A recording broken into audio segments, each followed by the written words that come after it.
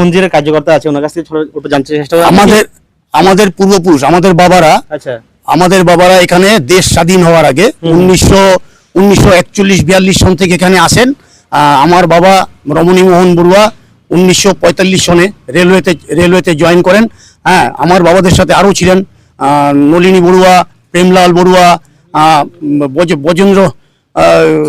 বজেন্দ্রলাল বড়ুয়া, সুরেন্দ্রলাল বড়ুয়া, ননীগোপাল বড়ুয়া। তো ওনাদের প্রচেষ্টায় ওনারা তখন এটা একটা পাহাড় টিলা, একটা জঙ্গল মাটি ছিল। আচ্ছা, এই মাটিটা ছিল সুখেন্দু বিকাশ নন্দীর।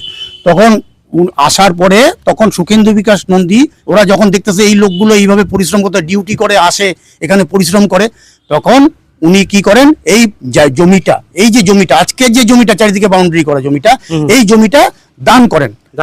এই জমিটা আমাদের বুদ্ধ মন্দির কমিটিকে দান করেন। তো দান করার পরে তারপর আমাদের আস্তে আস্তে আস্তে আস্তে প্রথমে একটা ছনের বানানো হয়, তৈরি করা হয়। তারপর ওইটার থেকে আপনার টালি দিয়ে তৈরি করা হয়, বেড়ার তরজা দিয়ে তৈরি করা হয়। তারপরে এই করতে করতে আজকে এই মন্দিরটা